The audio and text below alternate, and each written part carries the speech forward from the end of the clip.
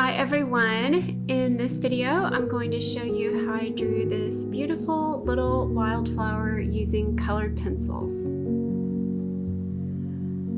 So for this drawing I was using just two brands of pencils, Prismacolor and Polychromos, and I was drawing on a surface called Legion Rising Museum Mount Board 2-ply. And this drawing is around 8.5 by 11 inches.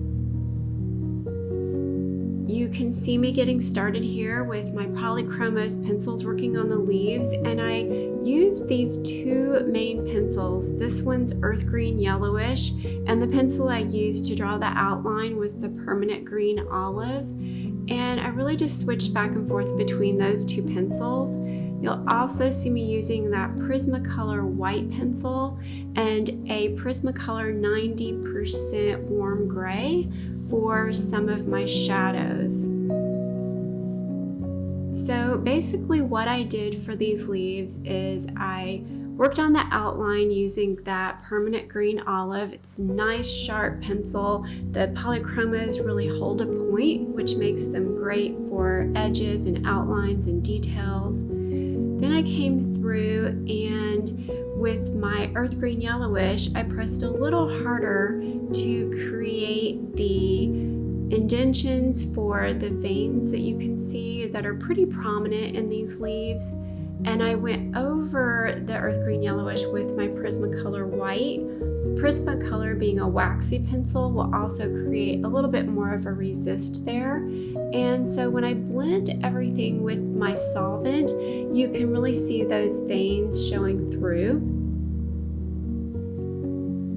And they're a little more prominent than I want them to be, so you will see me tone those down some. But I'm first starting off with that 90% gray to increase the shadows even more, and then going over everything with that permanent green olive. I really like to use a black or dark gray in the shadows, especially for my leaves. The grays just mix really nicely with green.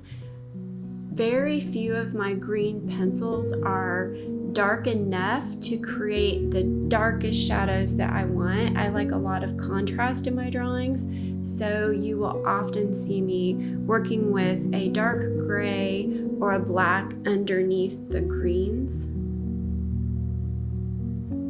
And it works beautifully. I always come over with a layer of green on top of the gray or black because I want it to be dark green overall. Here I'm using an electric eraser just to add some texture to the leaves. That's one of my favorite tricks for enhancing the realism a bit. The electric eraser pulls up just the top layers of pencil, revealing some of the lighter layers that are underneath. They're not always lighter layers, but just different colors that are underneath. And I just think that, at least in person, it makes it look a lot more realistic. It's one of my tips that I always tell people. If your leaf looks just flat and unrealistic, plastic looking, one of the easiest things you can do is just come in with an electric eraser and just pull up some bits of color all over the place, and it just instantly transforms that leaf. So working on the stem and now the leaves on the other side, and I'm doing those the exact same way. I created a tutorial series for this drawing on my membership, and the first module is just leaves, and I drew the first side and the stem in real time, and then I did a time lapse for this side. So I did try to keep everything exactly the same process, because this is a beginner video. Super simple, pretty little flower to draw. I have lots of different skill levels for my membership, lots of different tutorials that are different skill levels. And I like to make sure that even with the beginner drawings that there's something that it's just pretty. Like, I would be happy to draw this at any skill level. It's always one of my goals. I don't ever want to draw something even at the beginner or super simple level that's just you would not have any reason to draw it other than learning to draw. I want to make sure that you're happy with like a completed drawing that looks pretty enough to give away or hang in your home. And I think this little blue flower definitely accomplishes that goal. I am getting ready to draw a companion piece to this flower that will be yellow. And those will be my tutorials for March on my membership. And finishing up this side before I get started on the flower.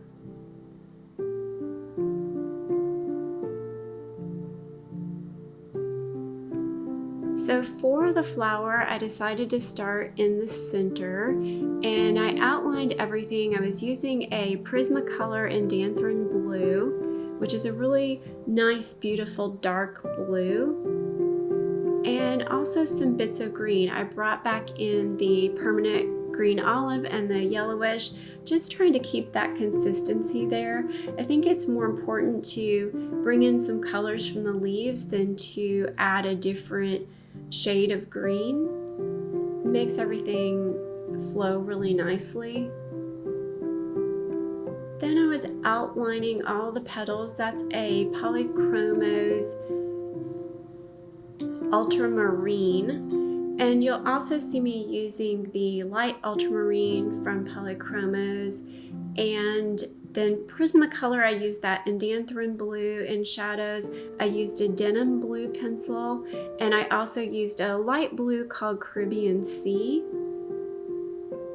And a lot of these pencils are really similar in the actual hue or color, but I like the different characteristics that the Polychromos and the Prismacolor both bring. Polychromos are great for like this process right here, starting to create the contour lines for the petals, drawing in those veins.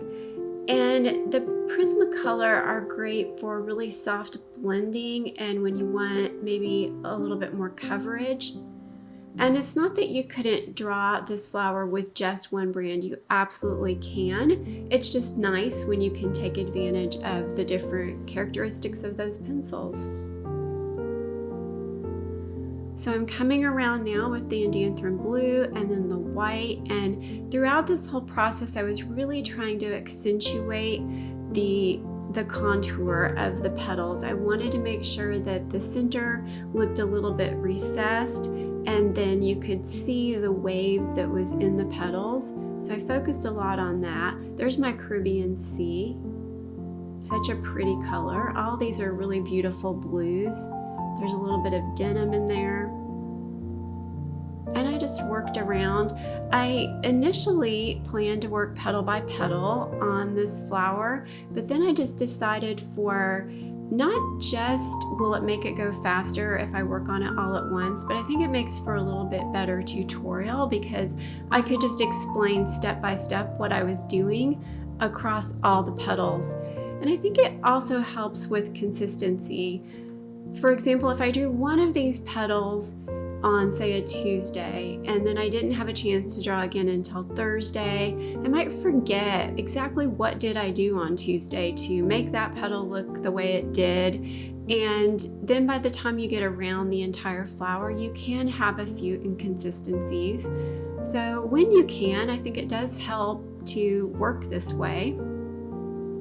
The only drawback is you have a longer period of time where your entire drawing would be stuck in what we call the ugly stage, where it's none of it is looking pulled together, whereas if you work petal by petal you'll have one perfect petal at least, and then you can move on a little bit faster that way. So either way is going to be fine, however you want to draw it, but that's how I did this one.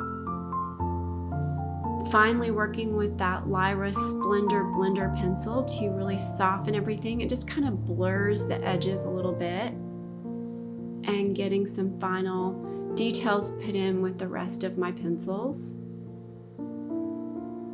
And here once again is my completed drawing. Like I said, I have a full tutorial series over on my membership. If you want to check that out, I will put a link in the description.